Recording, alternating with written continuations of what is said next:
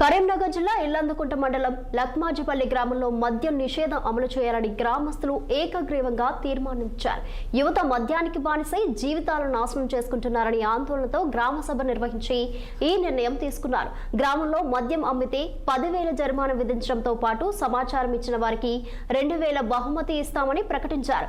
వివరాలు గోప్యంగా ఉంచుతామని తెలిపారు. 1,300 జనాభా ఉన్న గ్రామంలో ఈ నెల 10వ తేదీ నుంచి మద్యం నిషేధం అమల్లోకి వస్తుందని సర్పంచ్ ముష్కే రేణుక తెలిపారు. నా పేరు హేమలత. నేను మహిళా సంఘ అధ్యక్షురాలిని. వెన్నెల విగోకి గ్రామంలో మద్యపానం నిషేధం ఇదివరకు కూడా ఒకసారి చేసినాం కానీ అమలు కాలేదు. ఇప్పుడు అమలు కావడం కోసము ఫస్ట్ మేము చెప్పింది ఏంటంటే అందరూ హామీ ఇచ్చిర్రు, నిల్చున్న 4 హామీ ఇచ్చిర్రు. అందులో ఈమె గెలుపొందడం జరిగింది, ముష్కే రేణుక కుమారస్వామి అని. ఆమెకు ఫస్ట్ 15 రోజులలో ఇది అమలు చేయాలని అందరి సహకారంతోనే చెప్పినాం.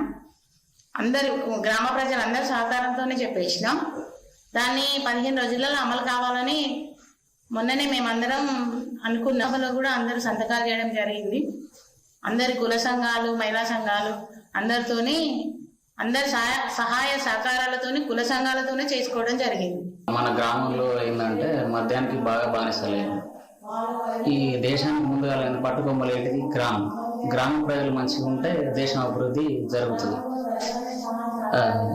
ఇది అంటే మన గ్రామంలో 4 పోటీ చేస్తే ఏమైందంటే ఒక ఓటర్గా ఈ గ్రామంలో 15 సంవత్సరాల నుంచి చూస్తున్నాం మద్యం అమ్మకాలు ఉన్నాయి.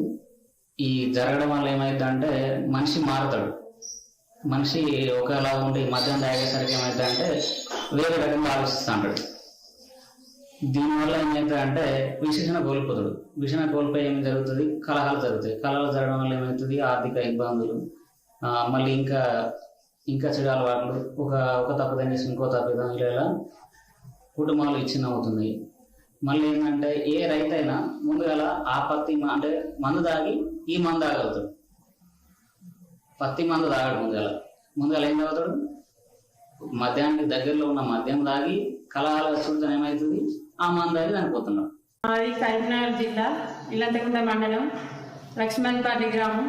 నా పేరు ముష్కే రేణుక కుమారస్వామి. లక్ష్మణపల్లి గ్రామానికి సర్పంచ్గా ఎన్నికైనాను. నేను ఊళ్ళే గ్రామ ప్రజలందరికీ హామీలు ఇచ్చాను.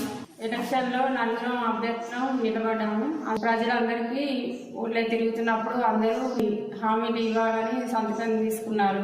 గెలిచినాక ఎవరు గెలిచినా వాళ్ళు మద్యపాన నిషేధం బంద్ చేయాలని చెప్పి నాకు ఓట్లేసి గెలిపించిర్రు. ప్రజలందరికీ ధన్యవాదాలు తెలుపు.